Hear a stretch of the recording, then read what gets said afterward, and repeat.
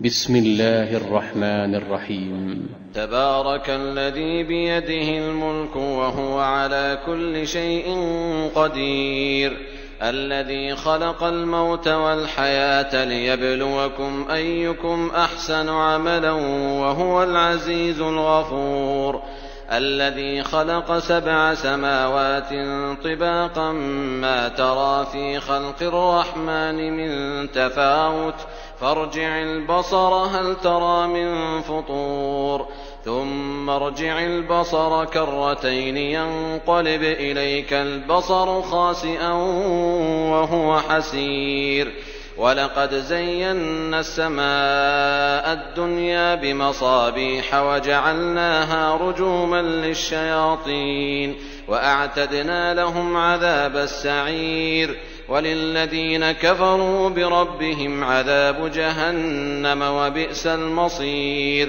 إذا ألقوا فيها سمعوا لها شهيقا وهي تفور تكاد تميز من الغيظ كلما ألقي فيها فوج سألهم خزنتها ألم يأتكم نذير قالوا بلى قد جاءنا نذير فكذبنا وقلنا ما نزل الله من شيء إن أنتم إلا في ضلال كبير، وقالوا لو كنا نسمع أو نعقل ما كنا في أصحاب السعير، فاعترفوا بذنبهم فسحقا لأصحاب السعير.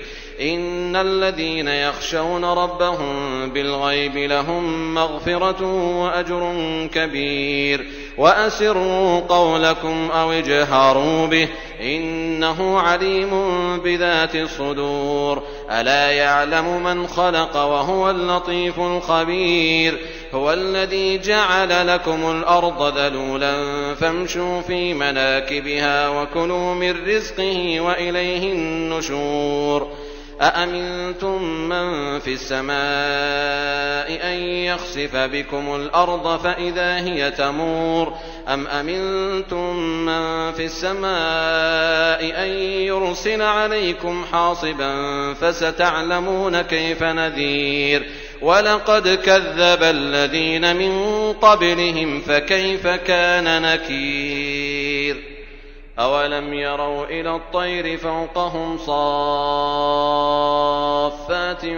ويقبضن ما يمسكهن إلا الرحمن إنه بكل شيء بصير. أمن هذا الذي هو جند لكم ينصركم من دون الرحمن إن الكافرون إلا في غرور. أمن هذا الذي يرزقكم إن أمسك رزقه بل لجوا في عتو ونفور. أفمن يمشي مكبا على وجهه أهدى أمن يمشي سويا على صراط مستقيم. قل هو الذي أنشأكم وجعل لكم السمع والأبصار والأفئدة قليلا ما تشكرون. قل هو الذي ذرأكم في الأرض وإليه تحشرون. ويقولون متى هذا الوعد إن كنتم صادقين. قل إنما العلم عند الله وإنما أنا نذير مبين. فلما رأوه زلفة سيئت وجوه الذين كفروا وقيل هذا الذي كنتم به تدعون. قل أرأيتم إن أهلكني الله ومن معي أو رحمنا فمن يجير الكافرين من عذاب أليم.